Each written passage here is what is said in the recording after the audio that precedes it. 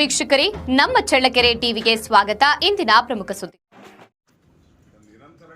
ಖಾಸಗಿ ಶಾಲೆಗಳಿಗಿಂತ ಕಮ್ಮಿ ಇಲ್ಲವಂತೆ ಸರ್ಕಾರಿ ಹಾಗೂ ಅನುದಾನ ಸಹಿತ ವಸತಿ ಶಾಲೆಗಳಲ್ಲಿ 100% ಫಲಿತಾಂಶ ಹೊರತರಬೇಕು ಎಂದು ಶಾಸಕ ಟಿ. ರಘುಮೂರ್ತಿ ಹೇಳಿದ್ದಾರೆ. ನಗರದ ತಾಲೂಕು ಪಂಚಾಯಿತಿ ಸಭಾಂಗಣದಲ್ಲಿ ನಡೆದ ಎಸ್ಎಸ್ಎಲ್ಸಿ ಫಲಿತಾಂಶ ಸುಧಾರಣೆಗೆ ಪ್ರೌಢಶಾಲೆ ಮುಖ್ಯೋಪಾಧ್ಯಾಯರ ಪ್ರಗತಿ ಪರಿಶೀಲನಾ ಸಭೆ ಮತ್ತು ಶಿಕ್ಷಣ ಸುಧಾರಣಾ ಸಮಿತಿ ಸಭೆಯಲ್ಲಿ ಪಾಲ್ಗೊಂಡು ಸಮಿತಿಗೆ ನೂತನವಾಗಿ ಆಯ್ಕೆಯಾದ ಸದಸ್ಯರುಗಳಿಗೆ ಸನ್ಮಾನಿಸಿ ಮುಂಬರುವ ಎಸ್ಎಸ್ಎಲ್ಸಿ ಫಲಿತಾಂಶದಲ್ಲಿ 100% ಗುರಿಯನ್ನ ಸಾಧಿಸಬೇಕು ಎಂದು ಮುಖ್ಯೋಪಾಧ್ಯಾಯರಿಗೆ ಸೂಚನೆ ನೀಡಿದ್ದಾರೆ. ಈ ಸಂದರ್ಭದಲ್ಲಿ ಕ್ಷೇತ್ರ ಶಿಕ್ಷಣಾಧಿಕಾರಿಗಳಾದ ಕೆಎಸ್ ಸುರೇಶ್, ತಾಲೂಕು ಪಂಚಾಯಿತಿ ಕಾರ್ಯನಿರ್ವಾಹಕ ಅಧಿಕಾರಿಗಳಾದ ಶಶಿಧರ್, ಗ್ಯಾರಂಟಿ ಸಮಿತಿ ಅಧ್ಯಕ್ಷರಾದ ಗದ್ದಿಗೆ ತಿಪ್ಪೇಸ್ವಾಮಿ, ಶಿಕ್ಷಣ ಸುಧಾರಣಾ ಸಮಿತಿಯ ಸದಸ್ಯರಾದ ಶ್ರೀಮತಿ ಸರಸ್ವತಮ್ಮ, ಪರಸಪ್ಪ, ಆನಂದಕುಮಾರ್, ರವಿಕುಮಾರ್, ಆನಂದಕುಮಾರ್, ಉಮೇಶ್, ಕ್ಷೇತ್ರ ವ್ಯಾಪ್ತಿಯ ಎಲ್ಲ ಪ್ರೌಢಶಾಲಾ ಮುಖ್ಯೋಪಾಧ್ಯಾಯರು ಉಪಸ್ಥಿತರಿದ್ದರು. ನಿರಂತರ ಗೈರು ಹಾಜರಿ ಏನಿರ್ತಾವೋ, ಈಗ ಆಲ್ರೆಡಿ SSLC ಬೋರ್ಡ್ ನಲ್ಲಿ ನಿರಂತರ ಗೈರು ಹಾಜರಾಗಿರೋದು ಈಗಾಗಲೇ ನಾವು ಎಕ್ಸಾಮಿನೇಷನ್ ಕಳಿಸಿಲ್ಲ ಸರ್. ಈಗ ನಮ್ಮಲ್ಲಿ ಉದಾಹರಣೆ 60 ಜನ ಮಕ್ಕಳಿದ್ರು ಅಂದ್ರೆ 5 ಜನ ನಿರಂತರವಾದ ಗೈರು ಹಾಜರಿ 75% ಅವ್ರದ್ದು ಹಾಜರಾತಿಲ್ಲ ಅಂದ್ರೆ ಆ ಮಕ್ಕಳನ್ನ ನಾವು ಪರೀಕ್ಷೆಗೆ ಕನ್ಸಿಡರ್ ಮಾಡಿರೋದು ಸರ್. ಕಟ್ಸಿದೀವಿ ಅಂದ್ರೆ ಆ 54 ಜನದ್ದು ಕೂಡ ಹಾಲ್ ಟಿಕೆಟ್ ಜನರೇಟ್ ಆಗುತ್ತೆ ಸರ್. 54 ಜನ ಮಕ್ಕಳು ಕೂಡ ಪರೀಕ್ಷೆಯನ್ನು ಬರೀತಾರೆ. ಬಂದ್ಬಿಟ್ಟಿದೆ ಸರ್. ಇಲ್ಲ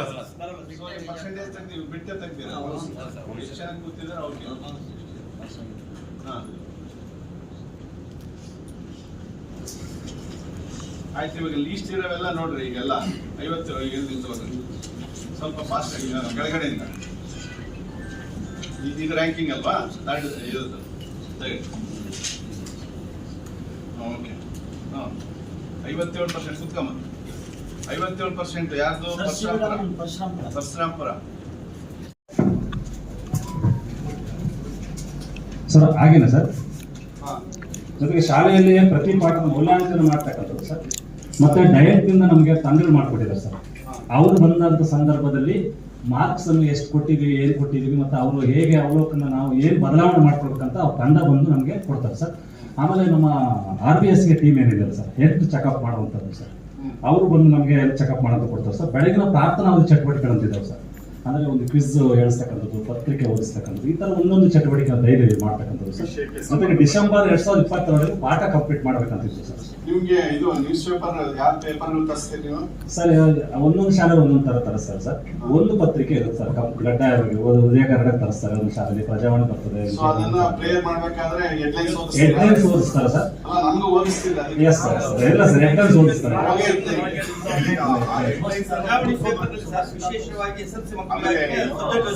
ಸಬ್ಜೆಕ್ಟ್ಗೆ ಏನು ಇಂಪಾರ್ಟೆಂಟ್ ಮುಷ್ಟೂರ್ ಹೈಸ್ಕೂಲ್ ಅಲ್ಲಿ ಓದಿದ್ದು ಸುಭಾಷ್ ಪೇಪರ್ ಹೆಡ್ಲೈನ್ಸ್ ಏನಿದೆಯಲ್ಲ ಅದನ್ನೆಲ್ಲ ಓದ್ತಾರೆ. SSLC ಇಂಪಾರ್ಟೆಂಟ್ 1 ಅಂಕದ ಪ್ರಶ್ನೆಗಳು, ಬಹು ಆಯ್ಕೆ ಪ್ರಶ್ನೆಗಳು ಏನ್ ಬರ್ತಾವೋ ಒಂದೊಂದ್ ದಿನ ಒಂದೊಂದು ಸಬ್ಜೆಕ್ಟ್ ಸುಮಾರು ಒಂದು 10 ಪ್ರಶ್ನೆಗಳನ್ನ ಮಕ್ಕಳಿಂದನೇ ಕೇಳಿಸ್ಬೇಕು, ಮಕ್ಕಳಿಂದನೇ ಆನ್ಸರ್ ಹೇಳ್ತಾರೆ ಸ್ಕೂಲಲ್ಲಿ.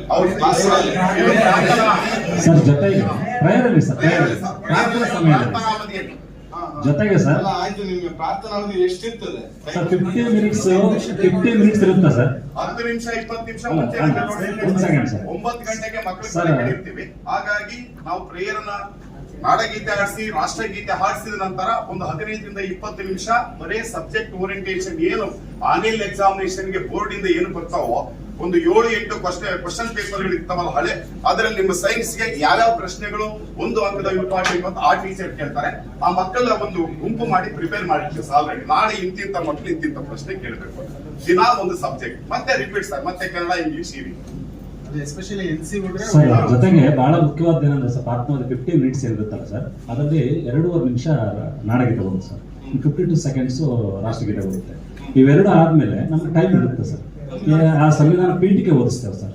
ಎವ್ರಿ ಡೇ ಸಂವಿಧಾನ ಪೀಠಿಕೆ ಕಂಪಲ್ಸರಿ ಮಾಡಿದ್ದೇವೆ ಸರ್. ಅದ್ರ ಜೊತೆಗೆ ಇವೆಲ್ಲ ಕಾರ್ಯಕ್ರಮಗಳು 15 ಮಿನಿಟ್ಸ್ ಮಾತ್ರ ಸರ್. 9:45 10 ಗಂಟೆಗೆ ಪ್ರಸಾರ ಮಾಡಬೇಕು. ಜೊತೆ ಬಹಳ ಇಂಪಾರ್ಟೆಂಟ್ ಏನಂತೇಳಿ ಸರ್, ನಮಗೆ ನೀವು ಪ್ರಾರ್ಥನೆ ಮಾಡ್ಬೇಕಾದ್ರೆ 8th 9th 10th ಮಾತ್ರ ಮಾಡ್ತೀರಾ? ಹೆಚ್ಚು ಗಮನ 10th ಸರ್. ಯಾಕಂದ್ರೆ ಅವ್ರು ಮತ್ತೆ ಬರ್ತಾರಲ್ಲ ಸರ್, ಈ ಚಟುವಟಿಕೆಗಳು ಗೊತ್ತಾಗಲಿ ಅಂತ.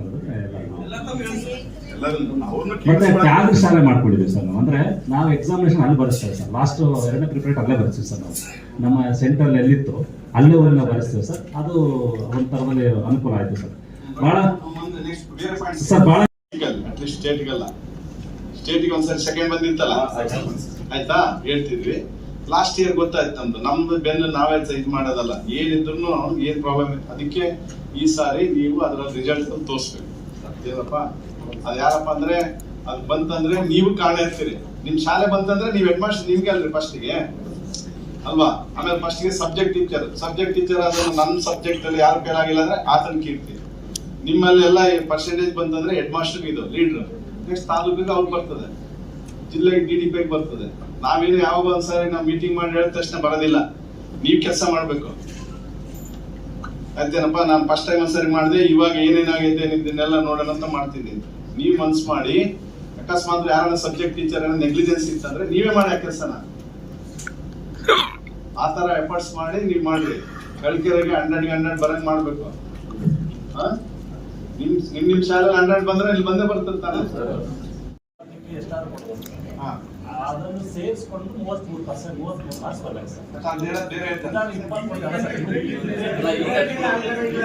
ಏನ್ ಮಾಡಿದಾರೆ ಸರ್, ಮಾರ್ಕ್ಸ್ ಅನ್ನು 13 ತಗೊಂಡಿಲ್ಲ ಸರ್. ಅಂದ್ರೆ ನೀವು ತಪ್ಪು ಮಾಡಿದ್ರೆ ಹಂಗಂದ್ರೆ ನೀವು ಡಾಕ್ಟ್ರಿ. ಹೌದು, ರಿಫ್ರೈಂಡ್ರಿನಲ್ಲಿ ನೀವು ಇಂಟರ್ನಲ್ ಸೇರಿಸಿ ಇದು ಸೇರಿಸಿ 33 ಪಾಸ್ ಅಂತ ಮಾಡಿ.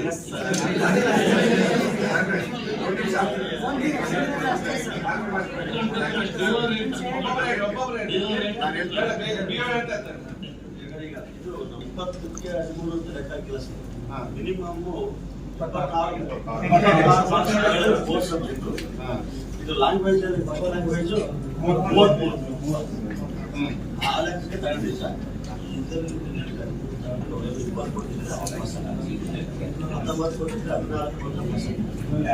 ನೀವು ಇವಾಗ ನೀವು ಹಿಂಗ್ ಮಾಡಿದ್ರಿ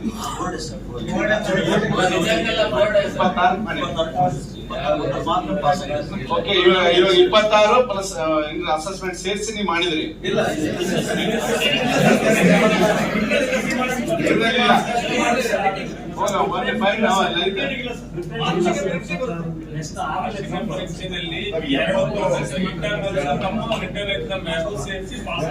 ಸೊ ಇದರಲ್ಲಿ 33 ಮಾಡೋಣ.